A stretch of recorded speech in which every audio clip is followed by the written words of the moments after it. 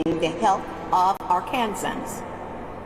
Now let us welcome our speakers who will share their perspective on the matter. First, we will have Ms. Ruthie Johnson, who's going to come and bring us greetings on behalf of the Coalition for Tobacco-Free Arkansas Board of Directors. Following Ruthie, we will have two youth advocates, Oakley Lofton and Ozzy Taladino from Locksburg, Arkansas, where both attend Legacy Academy. Following the youth advocates, we will have a testimonial from a former menthol tobacco smoker, Mr. Dwight Pridgeon. Following Mr. Pridgeon, we have a science expert, Dr. Bala Simon, MD, Doctor of Public Health. Dr. Bala serves as Deputy Chief Medical Officer for the Arkansas Department of Health. Following Dr. Bala, we will hear from 4 faith leaders addressing the importance of protecting the health of the whole man. In its inception, No Menthol Sunday was birthed as a faith-based initiative. Today, we honor that history. The faith leaders will come in the order. First, we will hear from Reverend Stanley Barnes, who's going to speak from the spirit perspective. We will hear from Jarvis Kerrigan, Reverend, the good Reverend. From the mind, the Reverend Kelly Allen, the body. And I hope that we are blessed with the presence of Reverend Marjorie Scott, who will, I see her, then she will do the soul. So we will have them in this order. Reverend Barnes, the spirit. Reverend Scott, you will come after him and you will speak from the soul's perspective. Reverend Jarvis Kerrigan, the mind. Reverend Kelly Allen, the body. But before we hear from Ms. Ruthie Johnson addressing and extending greetings on behalf of the Board of Directors for the Coalition for a Tobacco-Free Arkansas, we have a beloved person, the Reverend Doctor Representative. No, I'm just kidding, he's not a Reverend. Representative Tracy Steele, who will come to extend greetings from the Arkansas General Assembly. Representative Steele.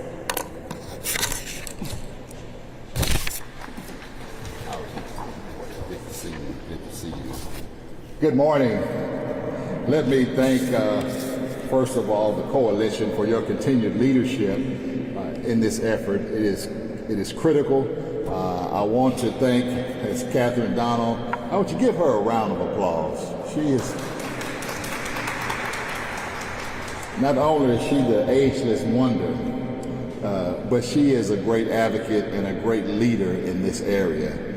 We go way back. I won't say how long we go back, but years ago, she was one of the leaders in this state that put together another coalition that was even broader than what we have today to make sure that we put a significant cigarette tax or tobacco tax years ago, and to this day, that particular initiative that we worked so hard together on is still bringing in anywhere between $45 and $50 million to the state of Arkansas each and every year.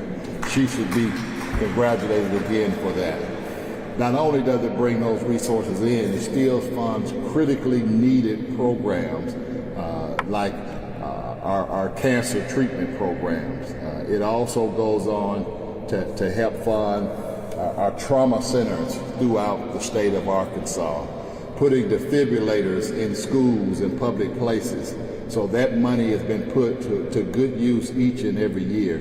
But not only that, even more important than funding these programs, it has helped to decrease the use of methadone and tobacco. it has helped made our state a healthier place. So we are still to this day, and even in this past 95th legislative session, we are still authoring bills and legislation that go back to what we did all those years ago. And I am just honored to be a part of that then, and I am honored to see all of you still working to this day, because it is so important. There are lives throughout this state that depend on the work that you do here today. Thank you so much for what you're doing. God bless you, and keep up the good work. Thank you.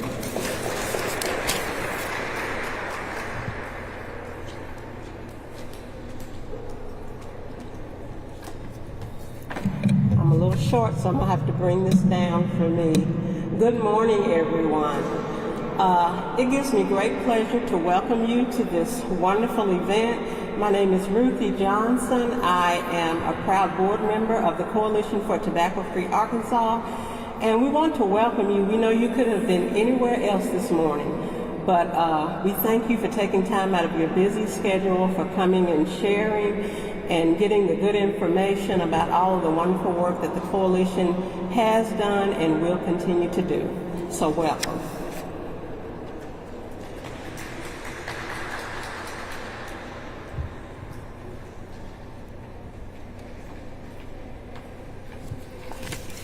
All right, good morning.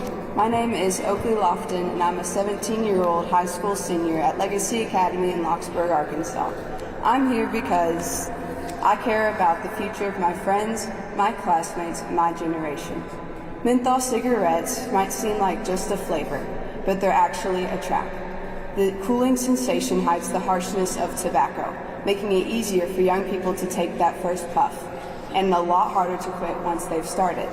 Big Tobacco knows exactly what they're doing and exactly who they're targeting. My name is Ozzy Toledano. I am 18 years old, and I am also a senior at Legacy Academy. I've seen firsthand how these companies zero in on specific communities, especially the African American and Hispanic neighborhoods. It's not a coincidence that over 80% of African American smokers use menthol cigarettes. That's the result of decades of targeted advertising, billboards in our neighborhoods, cheap prices near our schools, and sponsoring events that look like they're for us, but are actually just about hooking us. Menthol isn't just a flavor, it's a weapon. And the goal is to addict a new generation, my generation, before we're even old enough to understand the risks. We're here today to say we see it, and we are not okay with it.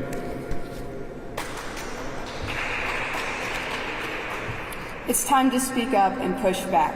We deserve to grow up free from addiction and manipulation. Let's make sure the cycle ends with us. Thank you.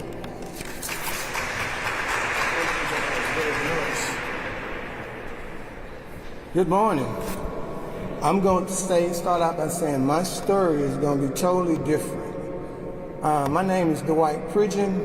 I was once known as Federal Prison Inmate Number 219-62009, but today I can faithfully say my city employee number is 299-29555 since May 14th of 2007. So 18 years ago, I've been with the city of Little Rock. It didn't always start like that. I'd like to thank Ms. Donald for giving me this opportunity again to share my story. And yes, I once smoked. I did. But I smoked cigarettes. I learned a long time ago what cigarettes would do to you. My mama was my spiritual advisor. She smoked cigarettes. She smoked Cool Filter Kings. Back in 2001, she went to the doctor. The doctor told her, Ms. Pridgeon, I noticed on your report that someone from your family died of a smoking-related disease, was a cancer. He told her then, he said, Ms. Pridgeon, if you don't stop smoking those Cool Filter Kings, you're going to die of some smoking-related disease. Now, Ms. Donald, Senator Steele, that put fear in her heart. She cooked cold turkey. So then there came the time. I was sentenced to federal prison back in 1999 or 2000. I tell you guys, I went to prison for inappropriate behaviors. I learned. When I was in prison, I prayed to the Lord, if you ever give me another opportunity to serve your people, I would serve them with the best of my ability, and for me to continue to live a private and serving life. I say that because that's what I'm doing today. But before I took this job as a tobacco education with the city of Little Rock, which I was smoking cigarettes, I knew back then, first of all, I had to learn to build up trust, have people to start trusting me all over again. So the job came up. I said, well, man, what I'm going to do? I said, I prayed to the Lord. He said, you're going to quit smoking. Before I took that job in October 2015, I stopped smoking. And the reason why I stopped smoking is because I did not want to be labeled as a hypocrite. I'm going to tell you, you can smoke, and I'm smoking. That wasn't fair enough for me. And I wanted an individual that I work with today as a second chance people, I want them to understand there's always an opportunity.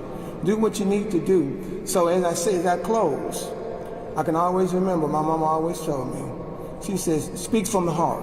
So today I'm speaking from the heart. So if someone out there is listening to me, all I ask you to do on this great mental day, just take a leap of faith like I did in 2015. Thank you very much for listening.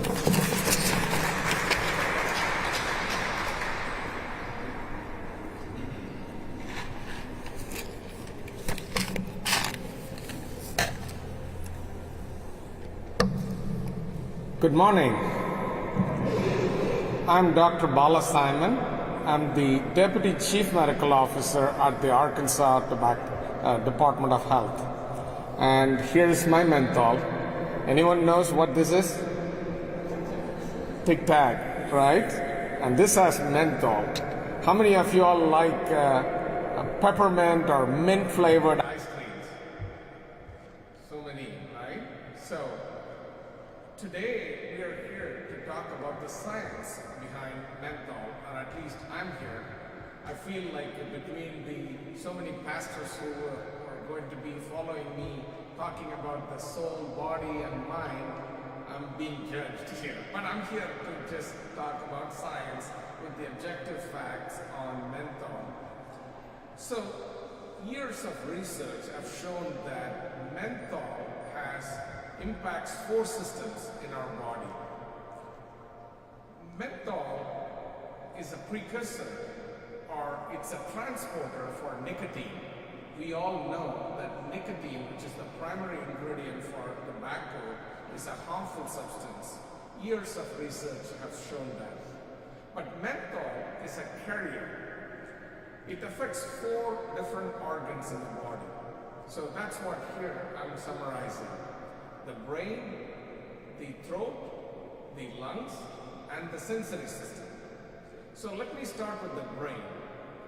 Nicotine has receptors in the brain, particularly stimulating the dopamine. Dopamine is the feel-good hormone, and it's secreted when you have a donut, when you have cigarettes, when you have sex, and when you have cocaine. So this is a feel-good hormone. So nicotine has that. Receptors are in the brain. So what does menthol do? Menthol increases the sensitivity of nicotine receptors in the brain and increases the number of nicotine receptors in the brain, so it feeds in the craving for more nicotine when you add menthol flavored cigarettes. Years of research have shown that. The second system is the throat.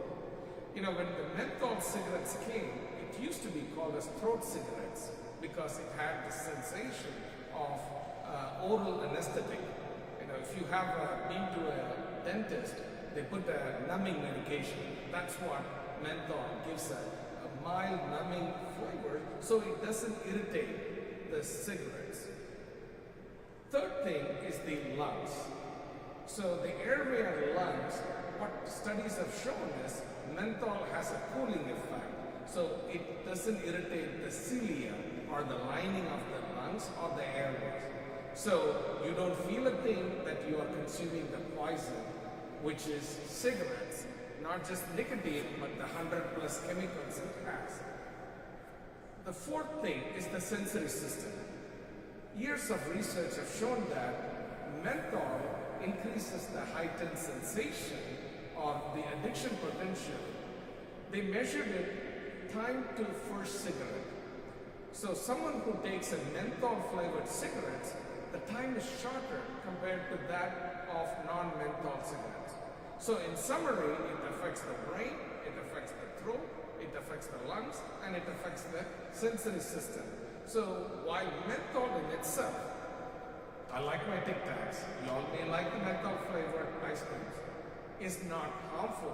It is shown to be a transporter. It's shown to increase nicotine dependence. So today, I call you all to make a pledge for the No Menthol Sunday, because if we make a pledge today, we could save 7,200 Arkansans who use to start quitting tobacco, and especially among African Americans, 3,200 African Americans will quit smoking if not for menthol flavored cigarettes. So thank you all. I thank Catherine for the opportunity, and thank you all advocates, and I'm especially enjoyed the testimonials from the students as they are the futures, and this fight is not going to end today, and we need more advocates for the future in the fight against menthol and tobacco. Thank you all.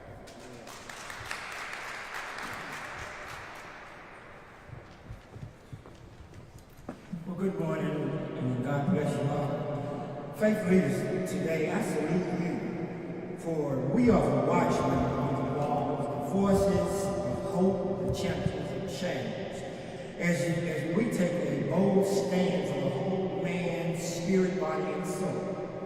Now, we're not just preaching and presenting, we're preserving lives, breaking chains, and transforming generations. I declare that our bodies are temples of the Holy Spirit. Now, we are remaining sacred and not to be defiled, not to be deceived.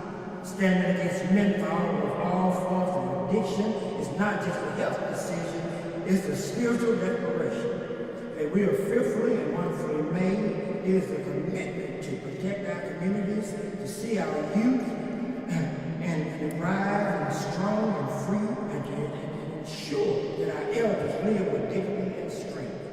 When you stand in faith, you stand in power. The enemy may try to seduce and deceive, but you are the light in darkness, the voice of witness, and the living example of God's power to heal, restore, and renew. You are not alone. He who called you is faithful, and his spirit empowers you. So press forward with courage, stand firm in the truth, speak boldly with love and conviction, and watch God transform these lives with unwavering faith. And this is my prayer. And God bless you all. Amen.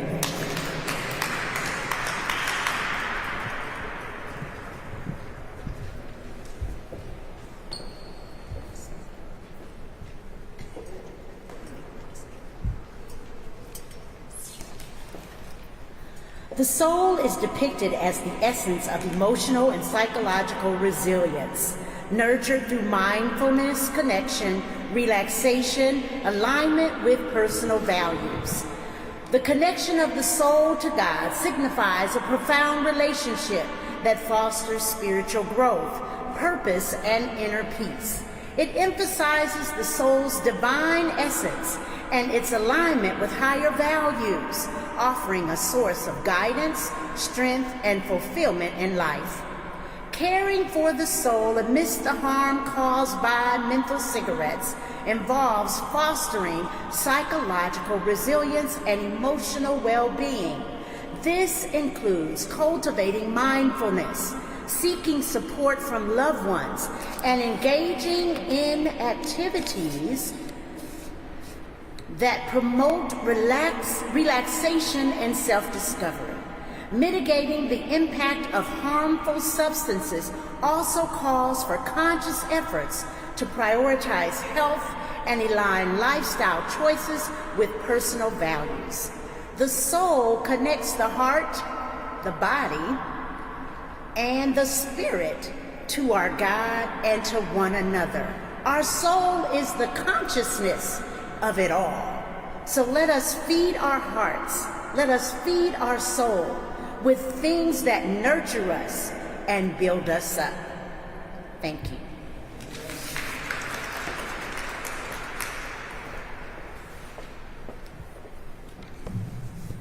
A mind is a terrible thing to waste has been a well-known slogan for the United Negro College program since the early 1972. However, earlier, Michael Lomax, the head of the United Negro College Fund, recently announced a change in the slogan. And it reads, "A mind is a terrible thing to waste, but a wonderful thing to invest in." This morning I stand on the premise of that, yes, a mind is a terrible thing to waste. And by smoking, you stand a chance of smoking your mind away. Consider this. The average price of a pack of 20 cigarettes in Arkansas is $9.48. Just imagine if you put that money, time, and energy into one's education, one's future, one's community, and home. How much farther can we go in life? How better equipped our present generation could be for the future ahead? How many fewer doctor visits could we possibly have? So instead of smoking your mind away this evening, let's move to two important biblical principles to focus on the mind. Number one, we have to renew and transform. For the Bible says in Romans 12:2, "Do not conform to the pattern of this world, but be transformed by the renewing of your mind. Then you will be able to test and approve what God's will is, his good, pleasing, and perfect will." This is so important so our children will be able to make sound judgment calls and not give into the temptation of the world around them. But, again I say but, they can move to our second principle. They can setting the mind on things above.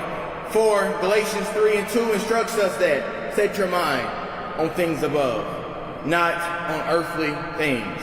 This encourages us today. This encourages setting your mind on things above, not on earthly things, suggesting a focus on spiritual matters and a detachment from worldly concerns.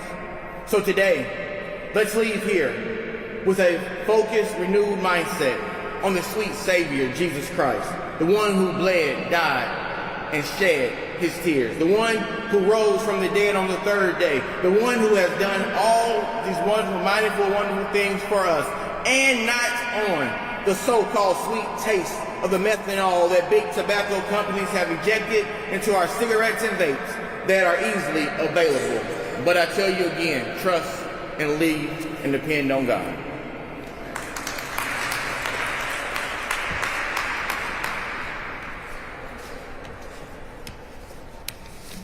To speak on the body. As we have approached the idea and the premise of how important it is to remind ourselves on a daily basis that this body is a temple of God. And when you operate in a way that what you put in your body can defile you how it comes out, the importance factor is be careful on what you put in your body.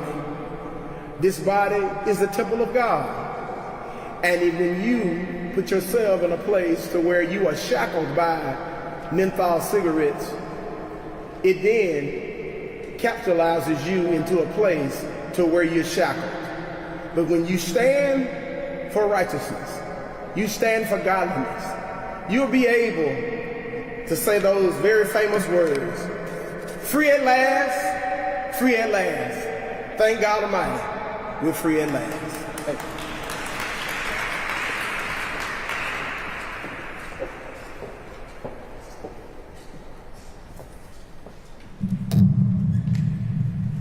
I would like to thank all of our speakers.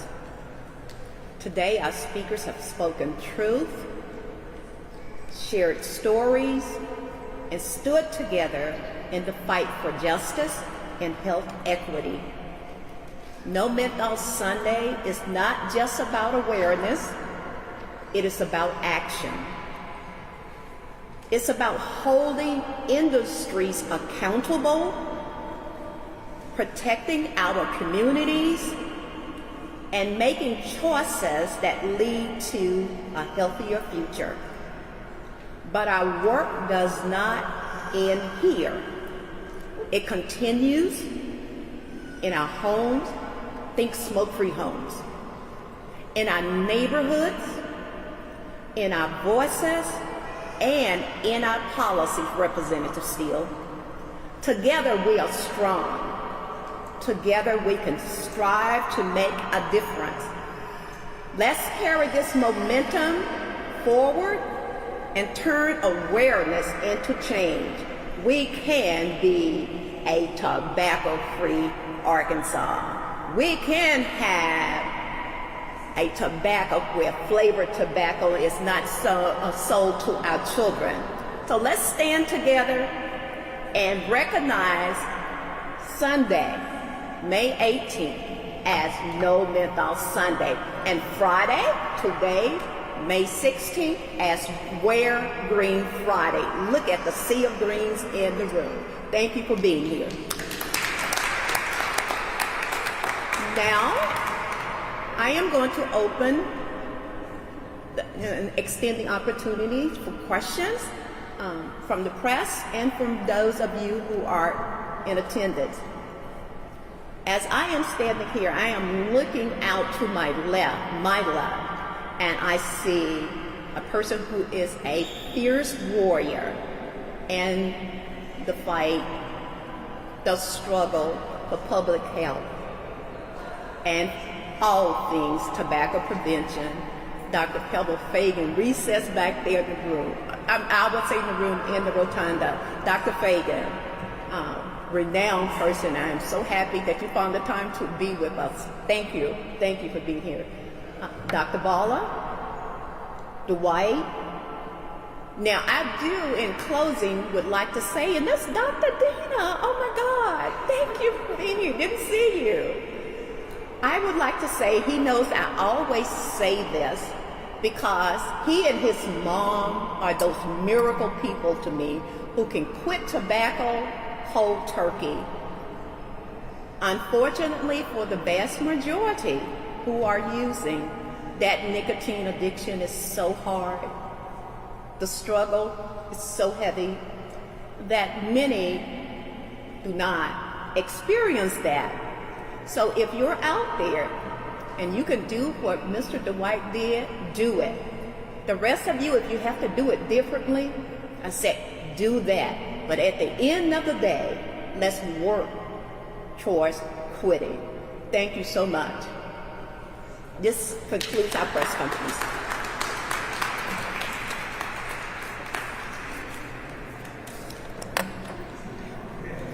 We do want group pictures. We would like to have a group picture for those, especially with the speakers. Let me turn off and unlive our mic.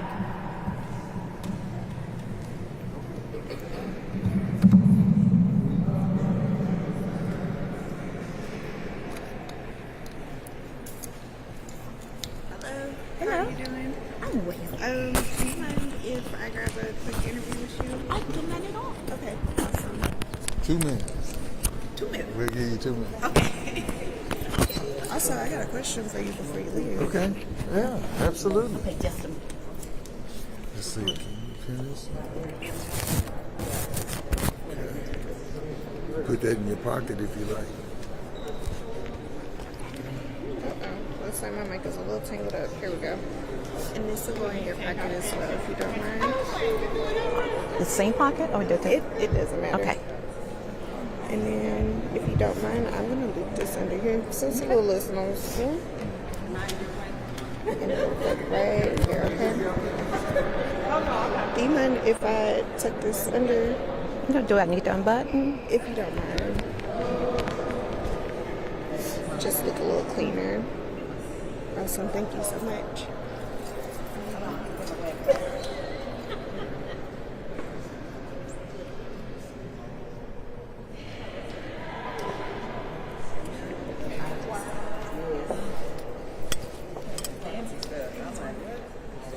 Sideways.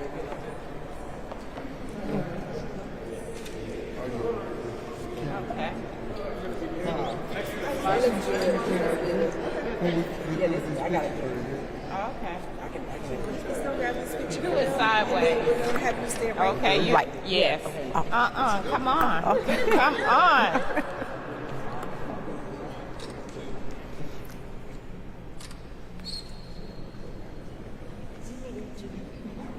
You got us all? Hey, somebody call me. Oh, it cut out. Hey, get one more with her in the picture with I got like 4 shots. Oh, with her? Oh. Okay. Yeah, we trying to interview her right quick. All right, this is it. Yes. Okay. Big smile.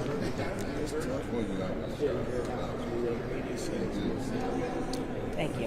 Okay. Thank you. Thank you all for being here. Appreciate Thank it. you. Okay. Let's get. Now, where do you Yes, where do you ma'am, want? right here. Okay. And we're gonna park your car. Yeah, kind of right there. Okay.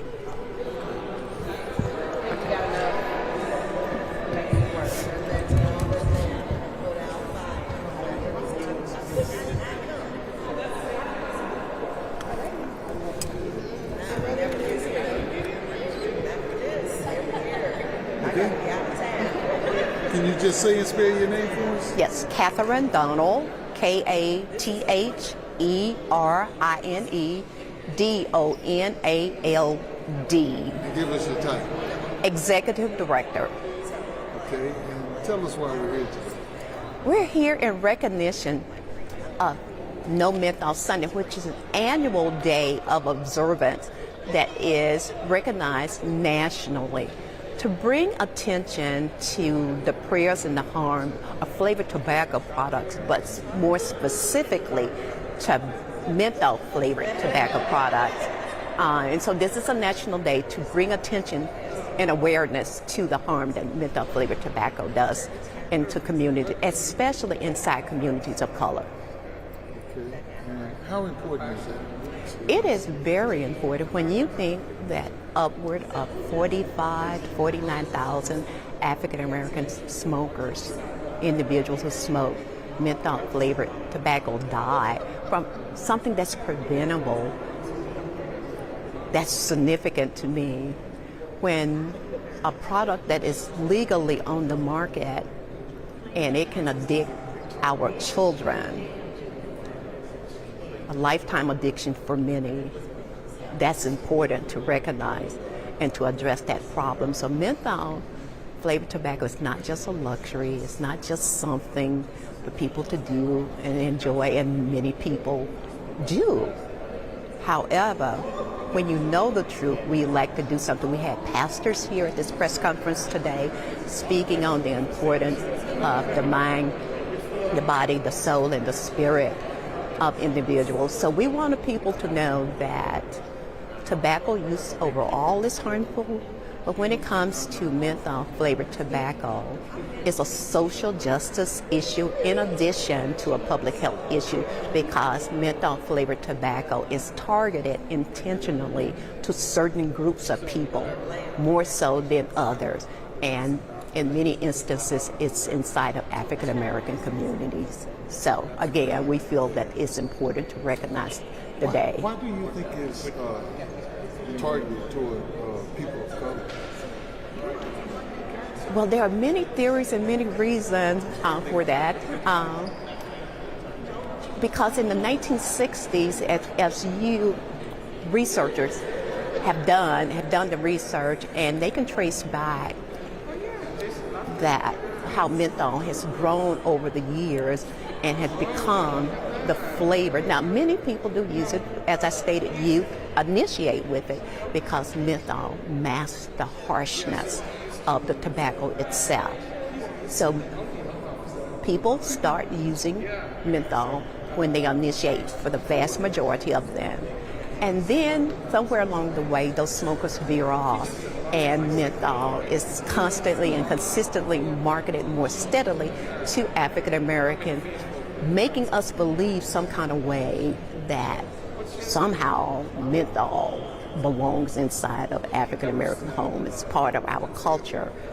What it does is really addicts us, make it harder to quit, and actually at the end of the day kill many of us. And if it does not kill many of us, we think about morbidity, because many of us are ill from the use of menthol-flavored tobacco product. So we think that it's an intentional game because it's a money game.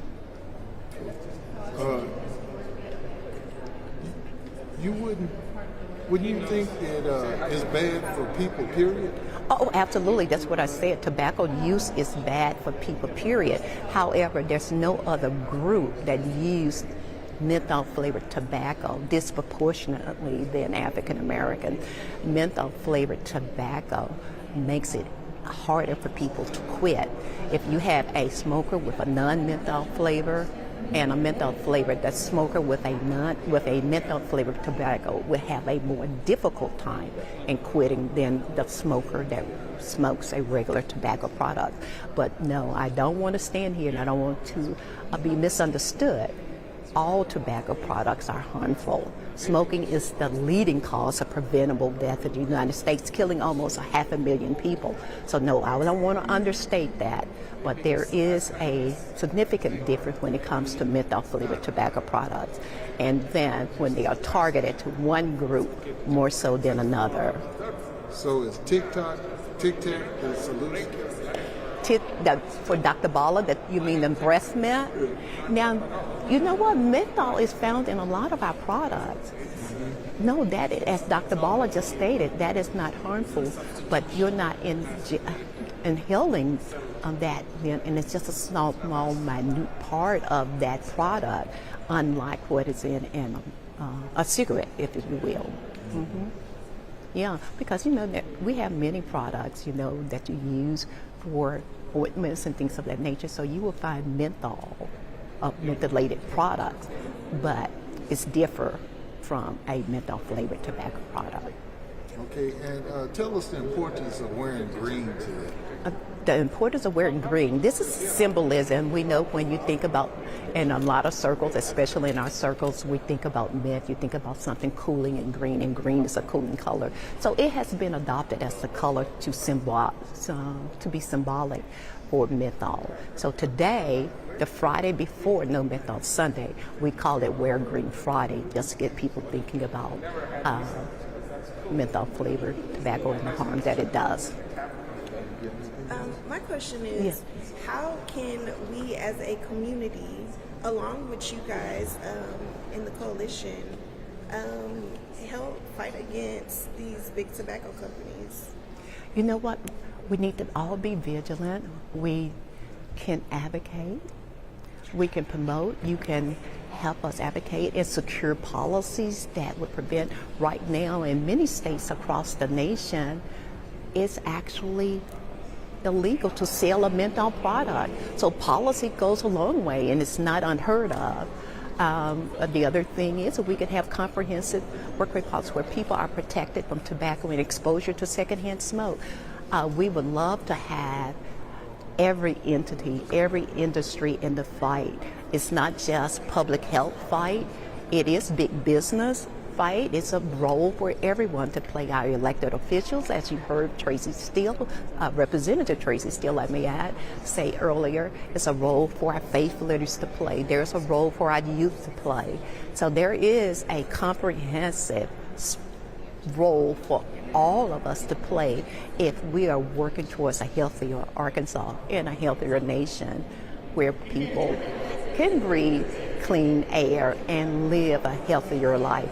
And guess what? At the end of the day, it saves our state a lot of money, especially when it comes to treating illnesses paid for with Medicaid dollars and that kind of thing. So it's a common sense. It's a common sense initiative. And then here again, my word is the P word, preventable. Smoking is the leading cause of preventable death, meaning we can do something about it. Many things we can't, but this one we can. Awesome. Is there anything else you would like to add or anything else that we did not get to ask you? No, I don't have anything else to add. Awesome.